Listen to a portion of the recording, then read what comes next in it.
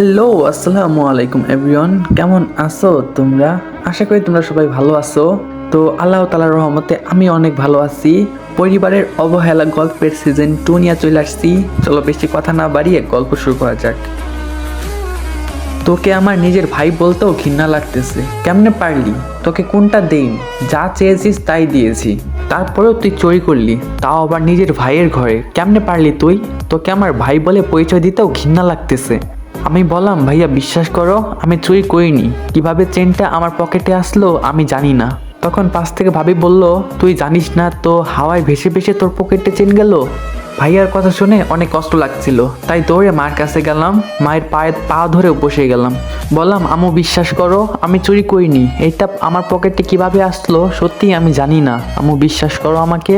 আম্মু আমার থেকে তা পাটা সাজিয়ে নিল এবং আমার বুকে জোরে একটা লাথি মারলো। আমি আম্মুর লাথি পেয়ে দূরে সেঁকটে পড়লাম এবং মাথায় অনেকটা ব্যথা পেলাম। আমি মাথায় হাত দিয়ে উঠে দাঁড়ালাম। তারপর আমি অনুভব করলাম কে যেন আমার পিঠে লাঠি দিয়ে আঘাত করতেছে। পিছে তাকিয়ে দেখি আমার বাবা, সে লাঠি দিয়ে একের পর এক আমার পিঠে মারতে লাগলো। আমি চিৎকার করতে থাকলাম, তবুও বাবা থামলো না, আমাকে লাঠি দিয়ে মারতে লাগলো। আমি একবার শিফার দিকে তাকালাম, দেখলাম শিফা নীরবে কান্না করতেছে। আমার বাবার কোনো থামার নামই নেই। আমার বন্ধুরা এসে বাবাকে আটকানোর চেষ্টা করতেছে, কিন্তু আব্বু থামবেই না, আমাকে মেরেই যাচ্ছে। আমি আমার মার কাছে অনেক আকুতি মিনতি করতেছি। আমার ভাইয়া তো বাবার পা ধরে বসে গেছে। আব্বু বলতে লাগলো, তুই আমার সন্তান, এটা বলতেও আমার ঘৃণা লাগতেছে। তুই আজকে এই বাড়ির মান সম্মান ধুলোয় মিশিয়ে দিলি। এগুলা বলতে বলতে বাবা আমাকে আরো জোরে জোরে মারতে লাগলো। আমি লাঠির আঘাত সহ্য করতে না পেরে এক সময় অজ্ঞান হয়ে গেলাম। তখনই বিয়ের ক্যামেরাম্যান দৌড়ে ছুটে আসলো এবং বলতে শুরু করলো, এই আপনারা থামেন, ওকে এইভাবে মারতেছেন কেন? ও তো এইসব কিচ্ছু করেনি। আমি বাসায় চলে গেছিলাম। বাসায় যাওয়ার পর কেউ একজন কলে বলে যে বিয়ের বাড়িতে ঝামেলা হয়েছে, তাই আমি ছুটে আসলাম। এসে শুনতে পারি আপনারা ছেলেটাকে চোরের অপবাদে মারতেছেন। তখনই পাশ থেকে ভাইয়া বলে উঠলো, ও যে চুরি করেনি এটা আপনি জানলেন কিভাবে? তখন ক্যামেরাম্যান ঋতুকে দেখিয়ে বলল, এই ছেলেটা আর এই মেয়েটা একসাথে হাঁটতেছিল। তখন আমি ভাবলাম এদেরকে একটা ছবি তুলে দেই। আমি তখনই খেয়াল করলাম ওই মেয়েটা ওই ছেলেটার পকেটে ওই চেনটা দিয়ে দিল। বিশ্বাস না করলে এই দেখুন, আমার কাছে ফটো আছে। এই কথা শুনে ঋতু তো একদম ভয়ে শেষ। ঋতু ওইখান থেকে চলে যেতে লাগলো। সিফা দৌড়ে গিয়ে ঋতুর হাত চেপে ধরলো এবং বলল, এই মেয়ে কোথায় পালাচ্ছিস তুই?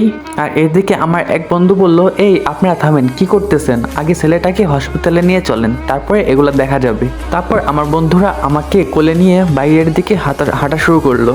তখন আমার বাড়ির লোক পিছন থেকে বলল, ওই দাঁড়া, আমরাও যাব। তখন আমার বন্ধুরা বলল, আপনাদের যাইতে হবে না, ও তো আপনাদের কেউ হয় না। তারপর আমার বন্ধুরা মিলে একটা রিক্সা নিল। আমার পরিবারের সবাই অনেক কষ্ট পাইছে। বাবাও অনেক অনুতপ্ত, আর মা তো কান্না করতে করতে শেষ। তারপর ওরা একটা রিক্সা নিল হাসপাতালে যাওয়ার জন্য। আমার পরিবারও আমাদের পিছু নিল। হাসপাতালে যাওয়ার পথে আমাদের গ্রামের সামনেই একটা উঁচু ব্রিজ আছে। ওই ব্রিজে যেতেই আমার জ্ঞান ফিরল। আমার শরীরে সব জায়গায় ব্যথা করতেছে। আমি বন্ধুকে বললাম, এই রিক্সা থামা। তখন বন্ধুরা বলল, রিক্সা থামাবো কেন এখন? আমাদের তাড়াতাড়ি হসপিটালে যেতে হবে। তখন আমি বললাম, একটু থামা প্লিজ। তখন রিক্সাওয়ালাকে বলল, এই রিক্সা থামান, ওর মনে হয় কষ্ট হচ্ছে। তারপর রিক্সাওয়ালা রিক্সা থামিয়ে দিল। আমি রিক্সা থেকে নেমে ওদের থেকে একটু সাইড হয়ে দাঁড়ালাম। তখনই আমার বাড়ির লোক এসে বলল, এই তোমরা রিক্সা থামিয়েছো কেন? তখন আমার বন্ধুরা বলল, দাঁড়ান, ও জানো আমাদের কি বলবে। তখন আমি সবাইকে উদ্দেশ্য করে বললাম, আমি যদি বেঁচেও থাকি, আমার গায়ে এই চোর নামক সিলটা সারা জীবনই থেকে যাবে, যেটার কষ্ট আমাকে তিলে তিলে শেষ করে দিবে। আমি বন্ধুদের উদ্দেশ্য করে বললাম, তোরা আমাকে অনেক ভালোবাসিস জানি, তোরা আমার জন্য অনেক কষ্ট করেছিস, আর আমার জন্য তোদের কষ্ট করতে হবে না। বলেই আমি দিলাম দৌড়। ওরাও আমার পিছন পিছন দৌড় দিল, সাথে ভাইয়াও আমার পিছন পিছন দৌড় দিল। কিন্তু ওরা আমাকে ধরার আগেই আমি উঁচু ব্রিজ থেকে দিলাম নিচে লাফ। আমি অনেক ওপর থেকে নিচে পড়তেছি পানির মধ্যে, তাও আবার হাসি মুখে। এক সময় পড়েই গেলাম পানিতে। আমি পড়ে যাওয়ার সাথে সাথেই আমার সঙ্গে আমার ফ্রেন্ডটাও ঝাঁপ দিতে চাইলো, কিন্তু রিক্সাওয়ালা চাচা তাদের থামিয়ে দিয়েছে। এখান থেকে ঝাঁপ দিও না, বেঁচে থাকার সম্ভাবনা খুবই কম, চলো নিচ থেকে আমরা ওকে খুঁজি। তারপর ওরা রিক্সাওয়ালা চাচার সাথে ব্রিজ দিয়ে নিচে নেমে আমাকে তারা খুঁজতে লাগলো। ভাইয়া ওদের সাথে গেল, কিন্তু কি আর হলো, ওরা তো আর আমাকে খুঁজে পেল না। ওরা অনেক খোঁজাখুঁজি করলো, কিন্তু ওরা শুধু এক জায়গায় একটু রক্ত পেল, আর কিছু পায়নি। নদীতে অনেক স্রোত ছিল, সবাই উপরে চলে আসলো, কিন্তু ভাইয়া আমাকে খুঁজতে লাগলো কান্না করতে করতে।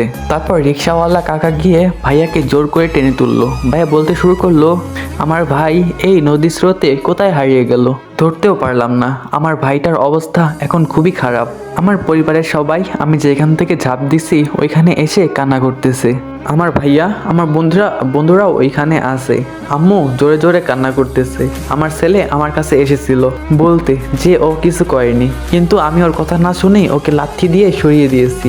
আম্মু জোরে কান্না করতে করতে ব্রিজের একটা পিলারের সাথে মাথা ঠুকে অজ্ঞান হয়ে গেল।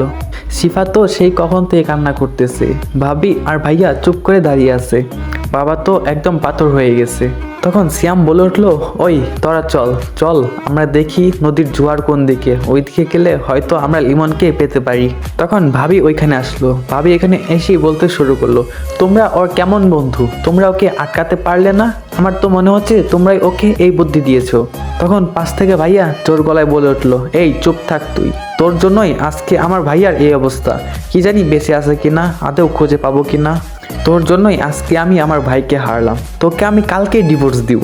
ভাবি ভয়ে চুপ হয়ে গেল এবং বলতে শুরু করলো, দয়া করে এমনটা করো না, আমি তোমার পায়ে পড়ি। আমার বোন ছোট মানুষ, একটা ভুল করে ফেলেছে, ওকে প্লিজ ক্ষমা করে দাও তোমরা। তখন ভাবির ছোট বোন মানে ঋতু বলে উঠলো, এখন আমাকে দোষ দিচ্ছ, দোষটা তো তোমারই, তুমি তো আমাকে এমনটা করতে বলছো, এখন পোল্টি খাচ্ছ, দোষটা তো তোমারই। সবার সামনে স্বীকার করো যে তুমি আমাকে এইসব করতে বলছিলা। তখন ভাইয়া বলল, কি এটাও তোর বুদ্ধি? তোকে তো আমি এক্ষুনি ডিভোর্স দিব, তোর জন্য আজকে আমার কলিজার টুকরা ভাইটাকে হারালাম। তখন আমার বন্ধুরা বলল, এই যে ভাবি শোনেন, আপনি আমাদের উপর দোষটা দিলেন যে আমি ওকে মারতে বলেছি। একটু রিক্সাওয়ালা চাচার কাছে শুনুন তো, আমরা ওর জন্য কি করেছি। আর এইসবের জন্য আপনিই দায়ী। একটু সবার কাছে শুনুন তো, এই 8 বছর ধরে শুধুমাত্র হাবিব ভাইয়া ছাড়া আর সবাই ওর উপরে নির্যাতন অত্যাচার করেছে। ছেলেটা মুখ বন্ধ করে সব কিছু 8 বছর ধরে সহ্য করে এসেছে। এমনকি আন্টিও ওকে অনেক কষ্ট দিয়েছে, যা একজন মায়ের পক্ষে একজন সন্তানের সাথে করা কখনোই সম্ভব না। জানি না আপনারা কেমন পরিবার, একটা ছেলের সাথে আপনারা কিভাবে এরকম করলেন আমি বুঝতেই পারতেছি না। আজকে ছেলেটাকে তো একদম মেরেই ফেললেন আপনারা। ও 1 মাস যাবৎ অনেক হাসি খুশি ছিল, কারণ ওর মা ওকে মেনে নিয়েছিল এবং আদর করতেছিল। কিন্তু ওনার এই বাবা, উনি তো পাল্টানোর মানুষ না, যখন ইচ্ছা তখনই ওর ওপর অত্যাচার করতো। কখনো তো ওকে দেখতেই পারতো না। কোনো বাবা যে কোনো ছেলের সাথে এরকম করতে পারে আমি কখনোই জানতাম না। এখন তো ওনার জন্য অনেক ভালো হয়েছে, আর তার চোখের কাঁটা সামনে থাকবে না। দেখেন ভাবি, আপনি কি করেছেন, একটা অবহেলিত ছেলে আদর পেতে শুরু করলো, আনন্দে স্বাচ্ছন্দ্যে বাঁচতে শুরু করলো, আর আপনার কারণে আজকে এটাই বলতে পারতেছি না যে ছেলেটা আদৌ বেঁচে আছে নাকি মারা গেছে। ভাবি ওর কথা শুনে স্থির হয়ে গেল। ভাবি কান্না শুরু করে দিল। ভাবি যে কত বড় ভুল করেছে তা সে এখন বুঝতে পারলো। আর ভাবির বোন তো ভয়ে শেষ। পাশ থেকে আরেক বন্ধু বলে উঠলো, জানি না আপনারা আমার কথাটা কিভাবে নিবেন, আমার কথার জন্য আজকে আমাকে মারতেও পারেন, কিন্তু আজকে আমি এই কথাটা বলবই। লিমনের জন্মদাতা পিতা ওর সাথে যে ব্যবহার করেছে, লিমনের জায়গায় যদি আমি হতাম তাহলে ওনার সাথে খারাপ ব্যবহার করে আমি বাসা থেকে বের হয়ে যেতাম। কিন্তু লিমন শত কষ্ট করেও থেকেছে আপনাদের মাঝে। ওই থাক, বাদ দে, একটা নিষ্ঠুরতম পরিবারের সাথে তোরা কি কথা বলতেছিস? এমন বাবাদের তো সম্মানই দেওয়া উচিত নয়। চল আমরা লিমনকে খুঁজতে যাই। বলেই ওরা আমাকে খুঁজতে লাগলো রাস্তার পাড়ে পাড়ে। এই কথা শুনে তো বাবা একদম রাস্তায় বসে গেল। শিফা দৌড়ে গিয়ে বাবাকে ধরলো। বাবা তো জোরে জোরে কান্না করতে লাগলো। আমি আমার ছেলেটার ওপর অনেক অত্যাচার করেছি, যেটা ও হাসি মুখে সহ্য করে গেছে। প্রতিদিন ও আমার কাছে এসে কলেজে যাওয়ার জন্য টাকা চাইতো, কিন্তু আমি ওকে দিতাম না। ও আমার কাছে এসে কান্না করতো, কিন্তু আমি কখনোই ওর চোখের পানির দিকে তাকাইনি। এমনকি ওর চোখের পানি আমার সহ্যই হতো না। আমি কত নিষ্ঠুর। এদিকে মা যে অজ্ঞান হয়ে মাটিতে বয়ে আছে, এর দিকে কারো কোনো খেয়ালই নেই। হঠাৎ শিফার চোখ পড়লো সেই দিকে। তারপর সবাই ধরাধরি করে আমাকে হসপিটালে নিয়ে যাওয়া হইলো। এই গাইস ওয়েট, তোমরা কি লাইক বাটন এবং সাবস্ক্রাইব বাটনে চাপ দিছো? না দিলে তাড়াতাড়ি দাও। চলো গল্পে ফিরে যাক। ওইখানে শিফা আর ঋতুকে দেখে ভাইয়া এবং ভাবি আমাকে খুঁজতে লাগলো, কিন্তু শেষ পর্যন্ত আমাকে কেউ খুঁজেই পেল না। হতাশ হয়ে সবাই মিলে হসপিটালে ফিরে আসলো। আম্মুরও জ্ঞান ফিরলো। আম্মু লিমন বলে লাফিয়ে উঠলো। ভাবি তার কাছে ছিল, সে গিয়ে তার পাশে গিয়ে বসলো। লিমন কোথায়? তোমরা কি কেউ লিমনের খোঁজ পেয়েছো? এরকম ডাকাডাকি শুনে ভাইয়া আর আব্বুও কেবিনে আসলো। তখন আম্মু আবার বলতে শুরু করলো, কি হলো, কেউ কথা বলছো না কেন? কেউ কোনো লিমনের খোঁজ পাইছো? তখন সবাই মাথা নিচুর দিকে দিয়ে দাঁড়িয়ে রয়েছে, কেউ কিছু বলতে পারতেছে না। তখন আব্বু বলল, শোনো, তুমি সুস্থ হও, লিমনের জন্য আমরা খোঁজ করতেছি, আমরা সব ধরনের চেষ্টা চালিয়ে যাচ্ছি।